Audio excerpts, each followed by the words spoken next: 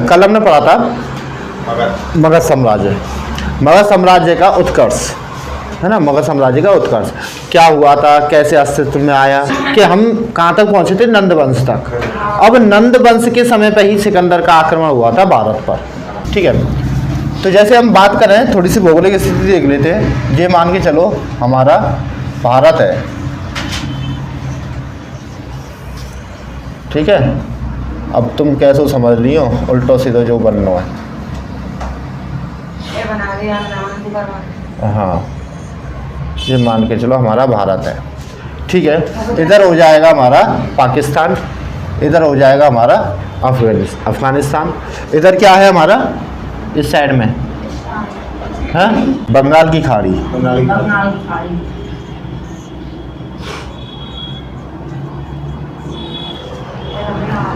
ये श्रीलंका हो गया, इधर क्या है हिंद महासागर। और इस साइड में क्या है फिर, इधर बंगाल की खाड़ी है, प्रशांत महासागर है, अरब की खाड़ी। क्या है ये, अरब की खाड़ी।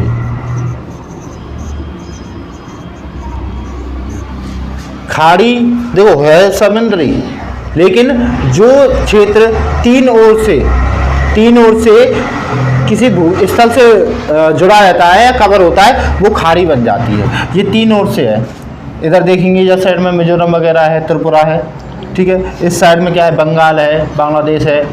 तो ये क्या तीन ओर से घिरा हुआ है ना, तो ये क्या हो जाएगी, हमारी बंगाल की खाड़ी हो जाएगी, ठीक है। इसी प्रकार से ये क्षेत्र है अपना, ठीक है, इस प्रकार से। तो ये तीन ओर से घिरा हुआ, तो ये क्या हो जाएगी, हमें अरब की खाड़ी हो जाएगी, ठीक है।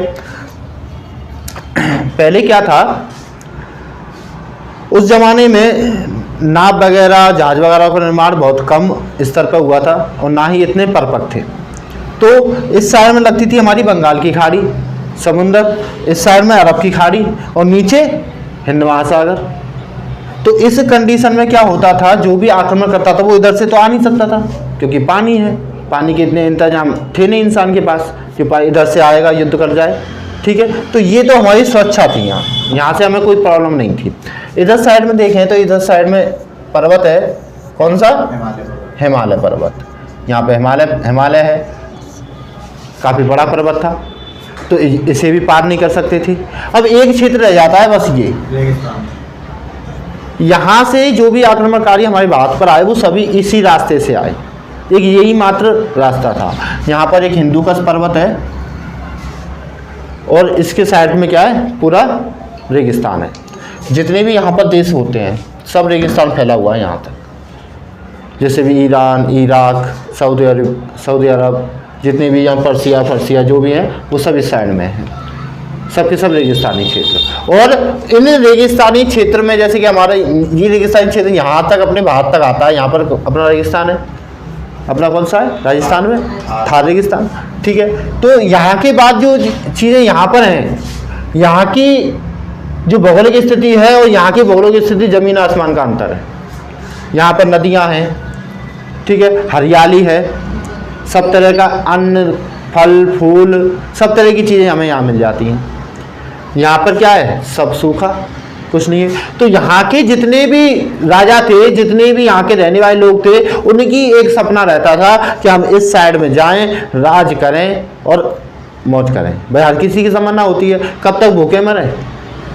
और यहाँ के जितने भी राजा थे वो सब भुखमरी कंडीशन में थे। उनकी स्थिति ऐसी इतनी ज़्यादा खराब हो चुकी थी कि वो इंसान को मार कर खा जाते थे। और इस कंडीशन में ही जहाँ वो इस साइड में भगते थे और यहाँ पे उन्हें खुला दरबार मिल जाता था। अब इतनी दूर से कोई आदमी आएगा, कोई दूर से जाएगा, रास्ते में लड़ाई करते हुए, भूखा प्यासा, तो वो क्या स्ट्रांग हो जाएगा ना। तो ये इतने स्ट्रांग थे अपने आप में, क्योंकि इन्होंने कंडीशनें देखी थी और कंडीशन के मुताबिक ये मजबूत हो गए थे। तो ये इतने मजबूत थे कि हमारे यहाँ के 50 और वहाँ का आदमी 1। ये है सच्चाई। देखा ना, ये खिलजी विलजी, महमूद गजनवी वगैरह आए, ये सब के सब यहाँ के लोग। यहाँ पर चारों तरफ राजा ही राजा, लोग, भीड़ भाड़ भी बहुत है, भाई पॉपुलेशन भी तो बहुत है इस क्षेत्र में, लेकिन फिर भी कभी नहीं जीत पाए उनसे। वो आते क्या, पूरी फौज लेके आते थे, 1 लाख 2 लाख आते थे, नहीं 5000 5,000, 10,000, 20,000। बहुत कम आते। यहाँ पे सैनिक इनके पास 5-5 लाख, 10-10 लाख, फिर भी हार जाते। कारण क्या था? उनका एक बंदा 50 के बराबर था। और ये रीति रिवाजों को फॉलो करने वाले वो कछु नहीं मानते, उनके एक ही चीज़ जीतना है, या तो मरो या जी। ये कोई आदमी अगर हराव दियो, चल तू माफ़ कियो जा, वो ना करें माफ़। हम कभी नियत पे पार नहीं करेंगे, वो कर जाएगा, है ना। तो रीति रिवाज न मानने वाले, या चक्कर में हमारी बात की कंडीशन खराब हुई, जो विदेशी आए और हमसे जीत के चले गए।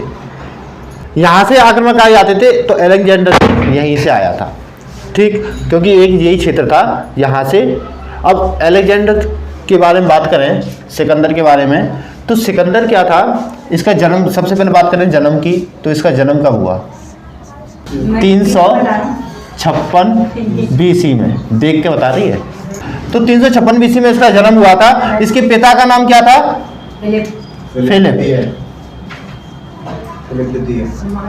फिलिप द्वितीय, इनके पिता का नाम। अगर माँ की नाम की बात करेंगे, माँ का नाम क्या था? ओलंपिया। पूरा नाम है नेक्स्ट ओलंपिया। वो पर्वत को नाम है जो मंगल ग्रह पे। ओलिंपस मेंसी और नेक्स्ट ओलंपिया में पर्वत और हुए पहाड़ी। ठीक है, ओलंपिया इनकी माँ का नाम था। पिता कौन थे? तो ये मकदुनिया के शासक थे। कहाँ के? मकदुनिया। मकदुनिया कहाँ पर है? यूनान में। मकदुनिया के शासक थे। ओलंपिया, ओलंपिया कौन थी? जादूगरनी। एक जादूगरनी थी।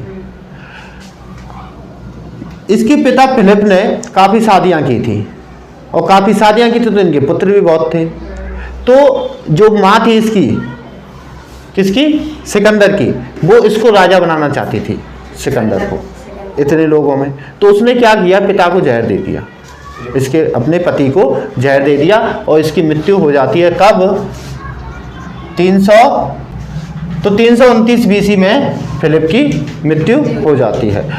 मृत्यु होने के बाद सिकंदर अपने जितने भी सौतेले भाई थे सबको मार देता है। मार देने के बाद फिर वह निकलता है कहाँ के लिए? विश्व विजेता बनने के लिए। विश्व विजेता बनने के लिए निकल पड़ता है। और इनके गुरु के बारे में पूछ लिया जाता है, तो इनके गुरु कौन है? अलार कलाम। वाह वाह। तो गुरु थे इनके अरस्तु।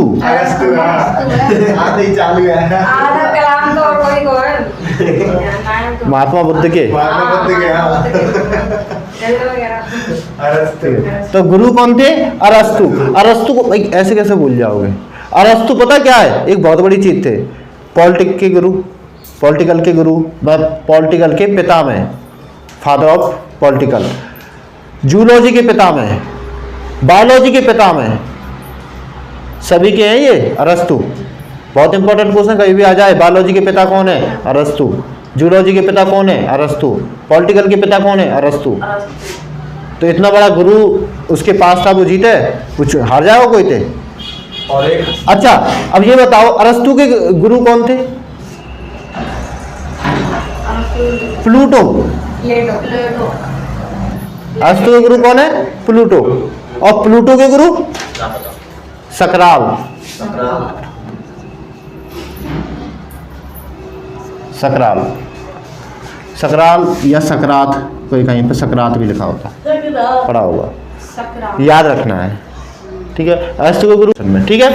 तो इन गुरु की सहायता से ये दुनिया पर राज करने के लिए निकल पड़ता है। काफ़ी क्षेत्रों को जीतता है। कौन कौन से क्षेत्र जीते इसने? तो देखिए, मिस्र इसने जीता, पौरिस इसने जीता, पर्सिया, ईरान, इराक, यूनान, उत्तरी एशिया,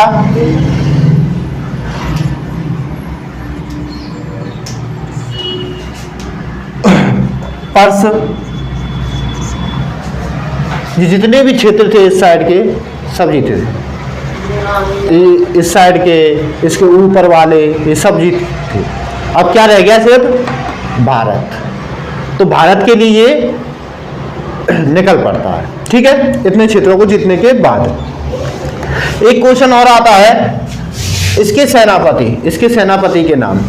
तो इसके दो सेनापति थे, एक था सेल्यूकस निकेटर, स्थल सेनापति, और स्थल सेनापति का नाम क्या था? Seleucus Nicator.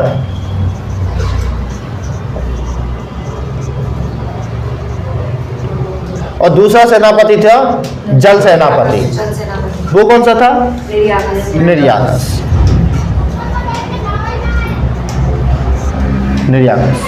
दो सेनापति थे, एक सेल्यूकस निकेटर, एक निर्याकस। ठीक है, इनके घोड़े का नाम भी पूछ लिया जाता है कि सिकंदर के घोड़े का नाम क्या था? तो घोड़े का नाम था बहु केफला, इनके घोड़े का नाम था।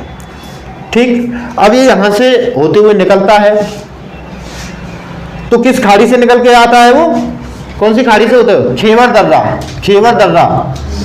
दर्रा से होते हुए, जो कि कहां पर है? इस क्षेत्र में है।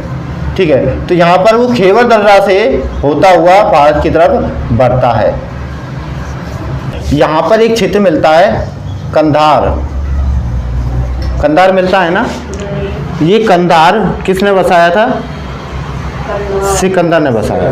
नहीं, याद रखना है, ये कंधार था ना, ये किसने बसाया है? शुरुआत में सिकंदर ने बसाया था, और इसका नाम था पहले अलेक्जेंड्रिया। सिकंदर को अलेक्जेंडर बोलते हैं, है ना। तो अलेक्जेंड्रिया उसका नाम था, बाद में कालांतर में इसका नाम बदलकर कंधार कर दिया गया। ठीक है, याद रखना है आपको। तो ये इस खैबर दर्रा से होते हुए यहाँ पर चलता है। तो यहाँ पर एक जनजाति है, एक जनजाति या एक छोटा सा गढ़ मिलता है, उसका नाम था हस्ती के साथ में। ठीक है, हस्ती जनजाति से युद्ध होता है, और ये युद्ध चलता है 30 दिनों तक। छोटी सी जनजाति, युद्ध कितने दिन चल रहा है? 30 दिन। हस्ती जनजाति है, हस्ती जनजाति से युद्ध होता है, कितने दिन चलता है? 30 दिन। सोचने की बात है, एक छोटी सी जनजाति, युद्ध कितने दिन चल रहा है? 30 दिन। काफी मशक्कत के बाद और ये सिकंदर जीत पाता है यहाँ से। ठीक है, इससे थोड़ा सा आगे बढ़ता है तो एक दूसरा गढ़ आता है मशकवती नदी के तट पर, मशक किला। एक मशक नाम की जगह थी, कौन सी नदी के तट पर? तो मशकवती। इस युद्ध में महिलाओं ने भाग लिया था। हाँ, मशकवती नदी के तट पर एक दूसरी यहाँ की एक रानी थी, उसका नाम क्या था? क्लियोफिस।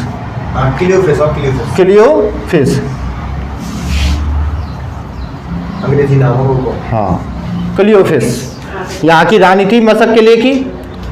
कौन सी नदी के किनारे होता है? मशकवती के किनारे होता है। ये भारत के इतिहास में पहला ऐसा युद्ध है जिसमें महिलाओं ने भाग लिया है। महिलाएं में इस युद्ध में भाग लेती हैं, लेकिन क्या लड़ पाएंगी? उसकी इतनी बड़ी सेना के सामने हार जाती हैं। ठीक है, तो याद रखना है, भारत में पहली बार महिलाएं किस युद्ध में आई थी? तो मशकवती के युद्ध में आई थी, है ना। इसके बाद चलता है, आगे बढ़ते हैं। तो आगे एक जगह यहां पर आती है, इसका नाम है तक्षशिला। तक्षशिला, यहाँ का एक राजा था, इसका नाम था अम्बी। झेलम नदी के किनारे अम्बी। ये अम्बी इसकी इतनी बड़ी सेना को देखकर घबरा जाता है, और वो क्या कर लेता है? समझौता कर लेता है, आत्मसमर्पण कर लेता है। बाबूजी हम तो आ रहे, तुम काय को देखे हुए लेके आए, स्वागत करके संग में हो जाता है। ठीक है, कोई बात नहीं। यहाँ से समझौता होने के बाद फिर वह आगे बढ़ता है। आगे एक प्रांत आता है पंजाब, यहाँ पे एक क्षेत्र आता है पंजाब। पंजाब का राजा था पौरस के साथ में एक बार खतरनाक युद्ध लड़ा जाता है। युद्ध लड़ने से पहले जो सिकंदर था वह इसके लिए एक दूत भेजता है और कहता है कि हमारी अधीनता स्वीकार कर लो। तो ये कहता है भाई मर जाएंगे, छोड़ेंगे ना। तो ठीक है भैया, आजा मैदान में। इतना भीषण युद्ध होता है,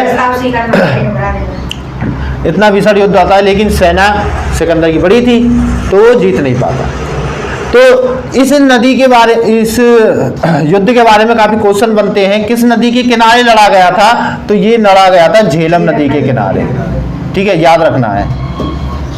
कौन सी नदी के किनारे लड़ा गया था? झेलम नदी के किनारे लड़ा गया था। तो इसको क्या बोला जाता है? झेलम का युद्ध भी उसे बोला जाता है। इस झेलम नदी को उस समय पर बितस्ता कहा जाता था। क्या कहा जाता था? बितस्ता। तो इसे बितस्ता का भी युद्ध कहा जाता है। एक आता है हाइडे स्पीच का युद्ध। हाइडे स्पीच का युद्ध। हाइडे स्पीच का युद्ध कौन सा युद्ध हो जाएगा? इसी से कहेंगे। इसी को कहेंगे। पोरस और सिकंदर के बीच हुआ युद्ध हाइडे स्पीच युद्ध के नाम से जाना जाता है। हाइडे स्पीच क्यों कहा जाता है? क्योंकि झेलम का अंग्रेजी नाम में भी हाइडे स्पीच कहते हैं। ठीक, तो याद रखना है हाइडे स्पीच का युद्ध, झेलम का युद्ध, बितस्ता का युद्ध, ये कौन से युद्ध हो जाएंगे हमारे? जो पोरस ने सिकंदर के साथ में जो युद्ध लड़ा था। ठीक, इसे जीतने के बाद जब इसको पकड़ लिया जाता, बंदी बना लिया जाता है पोरस को, तो पोरस से कहा जाता है बता तेरे साथ क्या किया जाए। डायलॉग मारो एक। ये डायलॉग मार दे, तू भी एक राजा है, मैं भी एक राजा हूँ, राजा के साथ राजा हूँ, राजा के साथ राजा जैसा व्यवहार कर। कोई बोले यार तू तो बड़ी बड़ी बात न करे यार, ठीक हो जाए। वो वही बात पे खुश हो जाए। ये आजाद कर दे। और बच्चा तू आजाद है और भाई अपना को क्षेत्र भी दे देवे हरावे के बाद। ऐस कर दिया। पर जो कह दे बीच में टांग लड़ा दी दोबारा, जा रहा हूँ फतेह करवे। अब यह युद्ध में या सेना की हालत जो जाने करी पोरस ने बहुत बुरी कर दी सिकंदर की सेना की। बेचारे थक गए, हालत खराब है चुकी थी, काफ़ी लोग मर गए थे। ठीक है, अब यहाँ से एक दूसरी नदी थी रावी नदी, उस रावी नदी को पार करते हैं बाम आधे से बाम बह जाए। अब पार तो करने के बाद फिर एक आगे नदी आती है ब्यास नदी। कौन सी नदी आ रही है यहाँ पे? एक ब्यास नदी आ रही है। यहाँ पे जाके उसके सैनिक क्या कर देते हैं? मना, सब हम पे बार ना हो नदी। क्यों? कारण ये भी था कि इस क्षेत्र में एक राज था मगध साम्राज्य, और वहां पर राज कर रहा था एक नंदवंश का शासक जिसका नाम था घनानंद, जो कुरु अत्याचारी और भारत का सबसे महान सम्राट था। कौन था? घनानंद। और वो इतना क्रूर था, अत्याचारी था, इतना महान था कि उसकी हर जगह पर उसकी लोकप्रियता थी। तो उसकी सेना को ही पता चल गया भाई आगे खड़ो है। इन्हें छोटी छोटी हस्ती, मशकवती, पोरस, इनने हमारी ही हालत कर रही। ये तो मार ई का छोड़े, ई भागन नहीं देगो, भागेंगे यूँ नहीं कि ब्यास नदी बड़ी एक तो उफान पे चल रही है, या कैसे कैसे करके तो पार करेंगे, लौट के का जान दे रही है। इधर ते बू मार है वो पीछे ते ही मार देगी, पर गलती ते अगर जाके पार न करके तो बचने को कोई चांस ना है। सेना ने कह दी बेटे यहीं रुक जाओ, मैंने कह दी साहब तुम लड़ी आओ, हम ना जाए रहे। ठीक, तो आगे जाके सेना इनके लिए मना कर देती है। कारण कुछ भी हो सकता है कि वो थक चुकी थी, इतने युद्धों को लड़ लड़ कर परेशान हो चुकी थी। धनानंद का डर भी था, खड़ा हुआ पल्ली साइड में। ठीक, तो यहाँ से ही वह लौट कर यहाँ से चला जाता है। लौटते वक्त जिस पोरस के युद्ध में उसका घोड़ा मर जाता है, घोड़े का नाम क्या था? बहुकेफला। तो बहुकेफला जब मर जाता है तो उसी जगह पर यहाँ पर एक शहर बसा देता है जिसका नाम था बहुकेफला, घोड़े के नाम पर। और जाते हुए जो इस क्षेत्र में जो विजित उसने जो जीते थे, क्षेत्र जीते थे, कौन कौन से? तक्षशिला उसके अधिकार में आ गया था, और भी जो क्षेत्र जीते थे मशक, हस्ती वगैरह। तो ये क्षेत्र जो उसने जीते थे जेंडर ने, वो दे देता है किसके लिए? सेल्यूकस निकेटर को दे देता है कि तू इन पर राज कर, अपने सेनापति पर, और यहाँ से लौट जाता है। दूसरा जो सेनापति था निरियाकस इस साइड से हमला करने की तैयारी कर रहा था, लेकिन जब आधी सेना इधर से लौटती है इसको भी संदेश पहुंच जाता है, ये भी यहाँ से वापस हो जाता है। जल मार्ग से जा रहा था ये, तो यहाँ से भी वापस हो जाता है। ठीक है, तो यहाँ से जब वापस लौट रहा होता है तो रास्ते में 2-3 जगह और आती हैं, वहाँ पर भी उसे युद्ध लड़ना पड़ता है, जाते हुए भी, आते भी और जाते भी, क्योंकि वो उन्हें थोड़ी पता है जा रहा आ रहा है, सेना लेके जा रहा हो, युद्ध करेगा मनते, वो जबरदस्ती बढ़ जाए कि भैया तैयार है जाओ, जलेंडर है, एक्जेंडर है आपको नाम, लड़ेंगे नहीं तो वैसे ही मार जाएगा।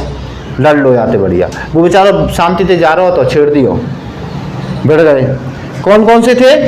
माउंट गोमरी और मुल्तान। तो यहां से जब ये लौट के जा रहा था वहां पर एक था माउंट गोमरी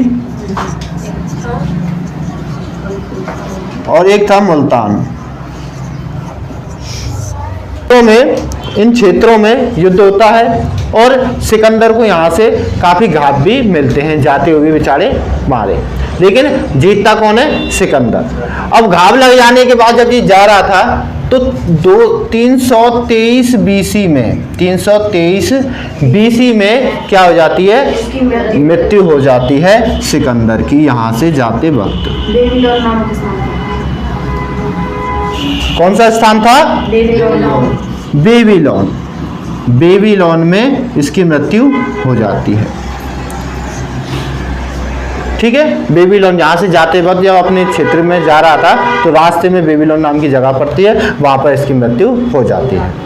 हाँ, तो एक बार क्या है कि जब ये मर रहा था ना, उससे पहले इसने कहा था अगर मैं मर जाऊँ ना तो मेरी जब जनाजा मेरा जाए तो उसमें दुनिया के जितने भी प्रमुख वैद्य हैं वो सब मेरी जनाजे में आने चाहिए, और जब मैं मरूं तो मेरे हाथ अर्थी बामेते हाथ मेरे बाहर होने चाहिए, और मेरी जितनी भी दौलत है वो सब रोड पे बिछा देनी चाहिए। और वही हुआ था। क्यों? क्योंकि लोगों को पता चले कि जब मौत आती है तो दुनिया का कोई भी वैद्य उसे बचा नहीं सकता है, इसलिए जितने भी वैद्य हैं वो सब के सब मेरे जनाजे में आने चाहिए कि लोगों को पता चले कि कितने वैद्य हैं इसके पीछे, लेकिन फिर भी इसको मौत से बचा नहीं पाए।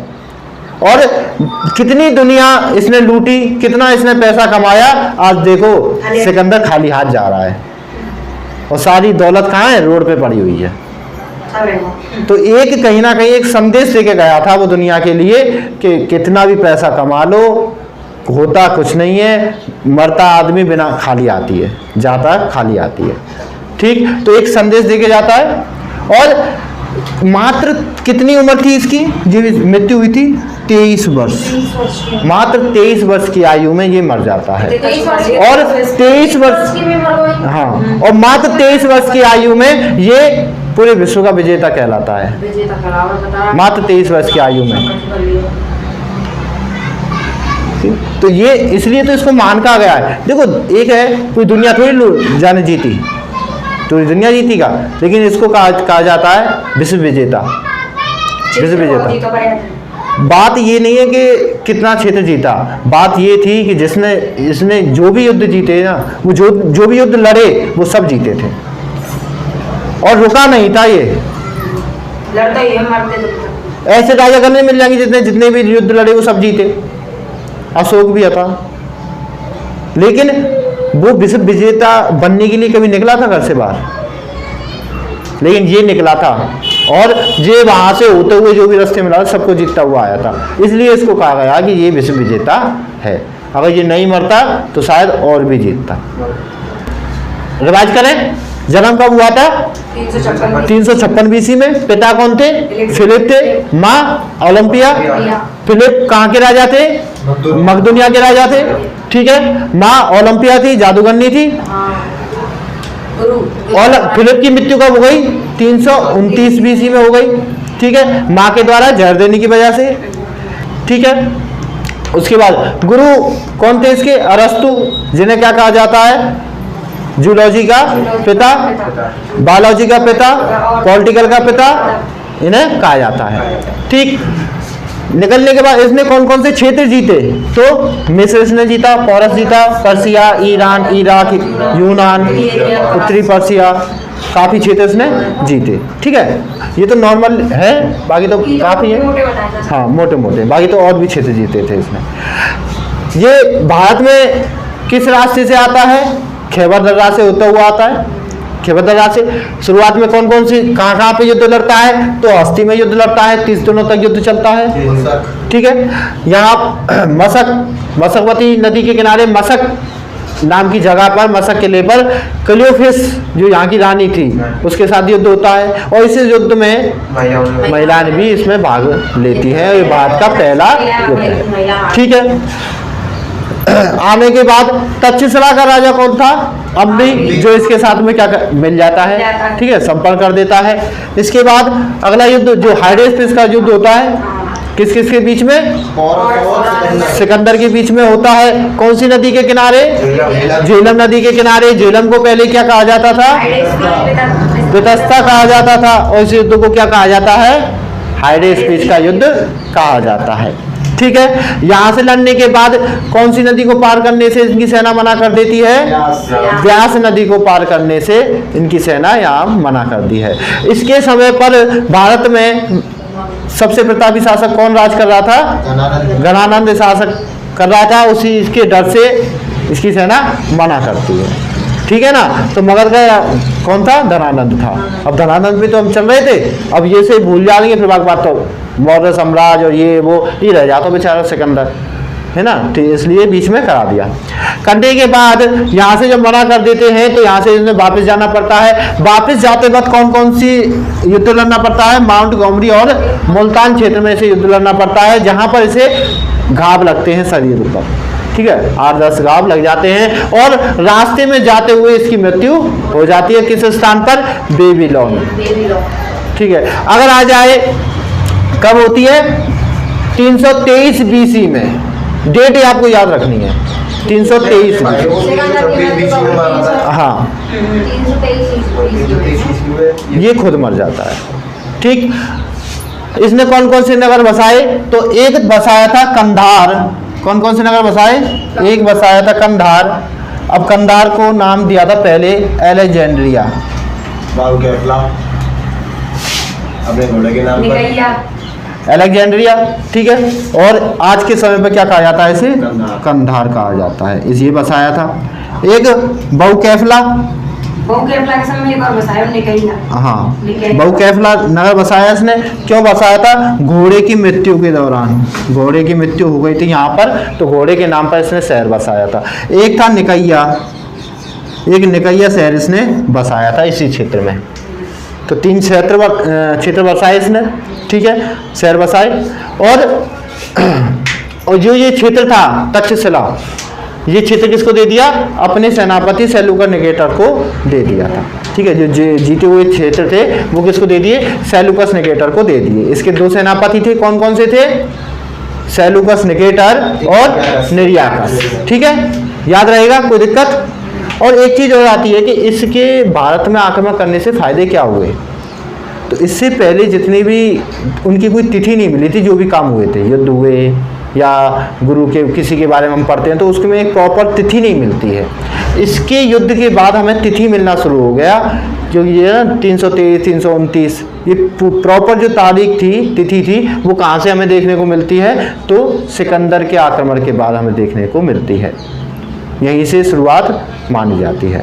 उससे पहले तो बस क्या है, अंदाज लगाते हैं कि इतने साल में हुआ होगा, ऐसा हुआ होगा। यहाँ पर लिखित प्रमाण मिले हैं इस युद्ध के। ठीक है।